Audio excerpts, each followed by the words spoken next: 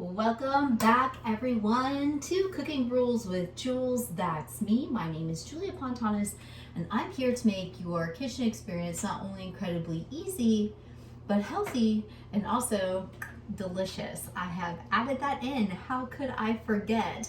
Welcome back to your next recipe of the week, and today I have a pretty good wintertime favorite. And as you can tell, I'm in long sleeves, so it must be very cold outside in South Florida for me to even be in long sleeves in the first place. This recipe, which I'll be doing today, is a beef stew. Was requested by my mom, and I have been chopping for like 30 minutes, so it's only because I'm cooking like really enough for 3 families, so you will not need nearly as much as what I have here. So what you will need, by the way, this is more Whole30 based. It is not Paleo. Why? Because of my potatoes back here. So should you decide you want sweet potatoes, be my guest, you can do that. It also is going to be dredged, the beef will be dredged in tapioca flour. If you don't have tapioca flour, you can of course always use a traditional white flour or whatever type of flour you have on hand that will thicken up your meat. But I'm getting ahead of myself. I'm so ahead of myself already. As always, thank you for your support. I can't talk. Of my channel. I really appreciate it. So if you like this video, give it a thumbs up. If you don't, tell me why. If not, leave me a comment. Tell me what you're doing in your kitchen and if you're loving what's happening here or if you're ready for something new. All right, enough talking, time for the cooking. All right, so this is what you're gonna need. You're gonna need carrots. So I actually used 2 pounds of carrots. Don't do that. That's too much for one family. So like probably a pound of carrots. I have here, well, this would be like 2 large onions chopped, so you probably just need 1 large onion. You're gonna need some celery. I used a small stalk of celery. I also have sitting back here 3 pounds of potatoes. Again, you don't need to have that many potatoes. Beef stock. Buyer beware. I stood and read labels for about 10 minutes today, looking over the ingredients to make sure this didn't contain any sugar, and it is almost impossible to find. So this guy here has actually honey in it, so be careful. Watch out for those words like dextrose, sucralose, maltodextrin. That's all sugar, just written in another way, so buyer beware. Anyway, so you're gonna need 1 of these, maybe 2. I'm definitely gonna need 2. Sea salt, pepper, perfect. Spice of the day is going to be my French thyme. Regular old thyme works as well. I'm also going to add a little fenugreek. This is my new favorite mushroomy, kind of meaty guy that I like to enhance things like soups and stews. I also have, of course, olive oil. I forgot to pull down the tapioca flour. Why wouldn't I? I always forget something. And some balsamic vinegar, red wine vinegar, or you can always use table red wine or whatever you have open. I'm omitting the wine because I don't have any open, surprisingly enough. I digress. Anyways, I'm going to use this as my acid. And of course, our shining star, our beef. So this beef is actually stew meat, so it's going to be a little bit more tough, and it's meant to be cooked slow and low, just like your stew. So here we go, 2 weeks back to back with some time consuming recipes, but this is going to make your house smell amazing. The other thing I forgot to tell you is that I have 3 cloves of garlic whole in between my carrot pan and my potato pan that we are going to roast, because I can't do anything traditional. I got to make it my own. I hate mushy vegetables. I hope you do too. It's just so tragic. So what I want to do is roast up my carrots and roast up my potatoes so they get that delicious caramelization already starting in the oven before I add them to my pan with my liquid. Again, you do not have to do this step. This is just me wanting to kick it up a notch with my flavor profile because I want to build that intensity of my flavor. So, oven, 375 degrees. It is preheated. I'm going to place my carrots and my potatoes in there. So all I've done is lined a pan, diced up my carrots into about a 1/2 inch thick, drizzled with olive oil, seasoned salt and pepper, thyme, garlic clove, done. Potatoes, so many potatoes. Same thing, I diced these guys up into about 1-inch cubes, seasoned, olive oil, salt and pepper, dried thyme. Boom, we're done. So I'm gonna stick them into the oven probably for about 25 to 30 minutes. Then when I come back, we're gonna get started on this beef portion. While those veggies are roasting, let's get this stew meat prepped and ready to go. So the key to really delicious stew is to make sure that whatever protein you're using, that it's really dried clear of excessive liquid. That way, whenever it hits the bottom of the pan, especially when we're gonna coat it in the tapioca flour, that it's gonna get that nice browning on the outside, and it's going to act as a thickening agent as soon as we add in our liquid. So what I've done here is I've taken out my meat from the package, I've laid down a paper towel, and I am patting it dry. So of course you could also use cheesecloth. I know paper towel is not super sustainable, but I want to make sure that no stone is left unturned here. I want to make sure that this gets the perfect sizzle in my pan. And there is a lot of beef here. I got news for you. Okay, so let's go into the garbage. Oop, hold that thought.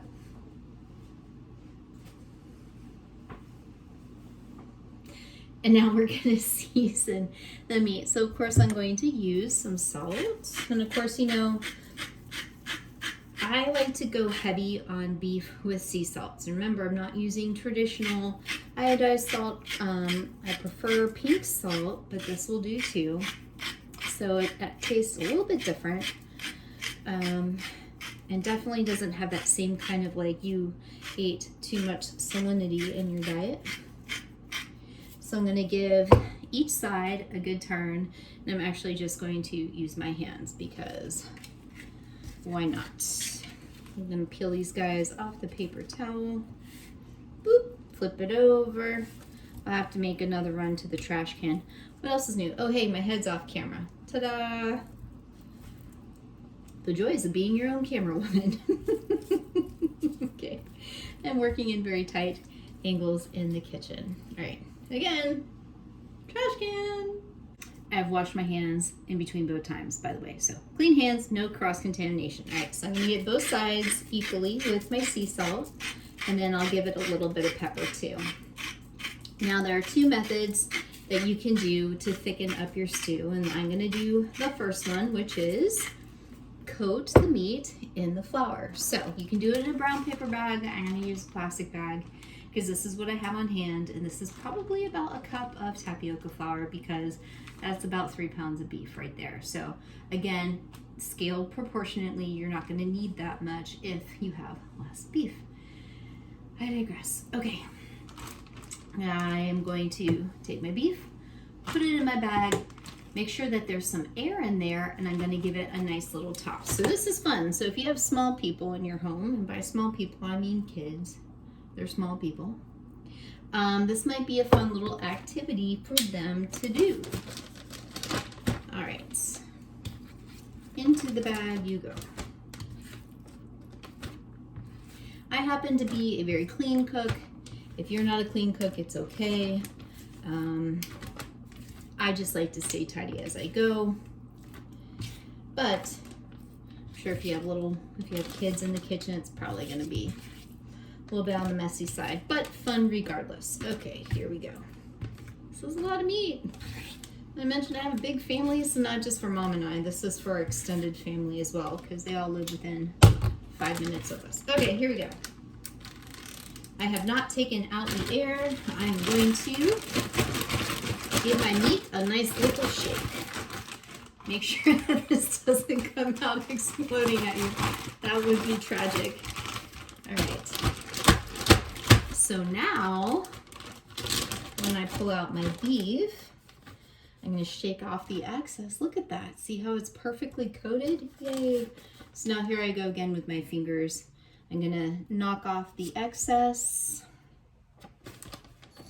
and get my pan started, and then we are gonna go from here. All right, back to the other side of the kitchen. I have my giant stew pot here heating over a medium-high heat, and what I'm gonna go ahead and do is get some olive oil on the bottom of this pan pretty generously, and then I'm gonna start to add in my beef one piece at a time. Now, I am clearly gonna run out of pan on the bottom there, so I'm going to brown them, take them out, and then put them back in. That way everything cooks evenly. That's really where your tragedy starts, is if you overcrowd that pan and it doesn't have enough time to get that delicious golden brown. So I'm gonna do everything like Lefty. Oh, also, you're gonna need a wooden spoon for this. Plastic is terrible anyways. We need plastic. Okay, here we go. Olive oil into the pan. Ta-da! So I'm generously coating. If I had to guess, that's probably 3 tablespoons. Okay. Please be very, very careful. You don't splatter yourself when you do this. So, handy dandy tongs. I've shook out the excessive flour, and we have a very nice sizzle happening here. All right. Beef into the pan, into the olive oil. I'm gonna let it brown on each side. Then I'm gonna take it out, obviously, to finish the whole thing. But anyways, once all that beef is browned, then I'm gonna start to add in my onions and my celery and my liquid. So remember, we already have carrots and potatoes roasting in here. So that cook time isn't gonna be as long because you're not gonna have raw potatoes going into your stock. Well, my friends, I have been little by little frying up this meat. That's really what I'm doing. It's just kind of like a quick little pan fry. But as you can see here, I'm about 2/3 of my meat, and it is nice and brown on the outside, and that flour is kind of caked in. So once I start to add the liquid, that's going to be my thickening agent. So now that this last little bit is in here, I'm going to go ahead and add in the rest of my beef.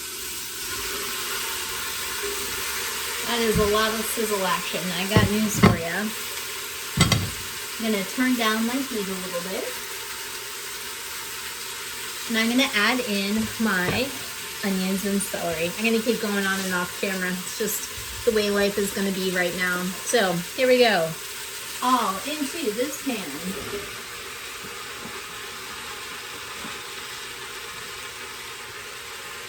C'est magnifique. And I'm going to use all my muscle and give it a stir. I'm going to be left-handed too, so the back's not actually. Veggies just went everywhere. Well, maybe I'll be right-handed. Who knows? Okay. So, stirring up my meat and my veggies. And at this stage in the game, now it's going to stop sizzling a little bit more. I'm going to grab my sea salt. I'm going to add more sea salt. I'm going to I'm going to give the pan some fenugreek. And my veggies in the oven have been roasting about 20 minutes now. So once I add the liquid, bring that up to a boil and then reduce it back to a simmer, then I'll add them in there. All right, pardon my reach. Here we go. Salt, you got it. Fenugreek, you got it. Maybe a half teaspoon. I wouldn't go too much with that right now. I have thyme on the veggies, but I think if I add a little bit more thyme in here too, it's going to give that nice earthy flavor. Half teaspoon maybe. Okay. I'm going to continue to stir. I'm going to get all of that mixed in, and then I will come back to you when I am adding in liquid. I just want to show you guys how incredible this looks. So not only does it look good, but it smells great. So I'm going to let those onions saute down just another minute or two. Then I'm going to start to add in my liquid. I'm only going to do about 1/4 cup of my balsamic vinegar, and then my 2 containers of beef. In we go with our acid. So again, I'm just going to eyeball this as 1/4 cup. That acid is going to help make that meat nice and tender. And It's gonna keep those onions and celery really delicious.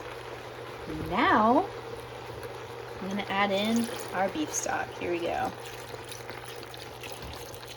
And then I've already turned my heat back up so I can bring it to a boil and then bring it back down to a simmer, because that's where all the magic happens. Wow, look at that. That's a whole, how many ounces is that? 32 ounces, right? And I'm still only halfway through the pot.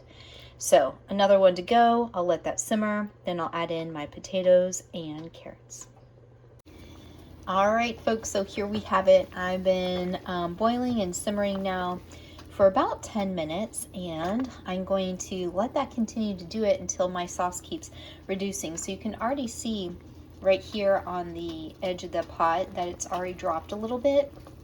And eventually, you can probably already also tell a little bit, I'm starting to thicken up. So this isn't just looking, whoops, and steaming up, not looking like a traditional just beef broth based soup. We're starting to thicken, and once I get these lovely potatoes in here, that starch is also going to thicken it up. Potatoes are in, so I'm really probably only about 15 minutes out from this being done. And as those potatoes start to set into that broth, it's also going to release the starches and thicken a little bit more. But it is smelling amazing in here. And the final ingredient we have are the roasted carrots. Now, if you like this a little bit thicker, all you have to do is add a little bit more of your tapioca flour and gently stir it in. That way it doesn't get clumpy. But otherwise, this will actually thicken up quite a bit as it sets up. Let's eat. It's looking delicious. All right, everyone, so thank you again for joining me for another recipe of the week. Once again, my name is Julia Pontanis, and I really appreciate you hanging out in my mom's retro kitchen for now until I'm back in my own. I'll see you next time. Bye.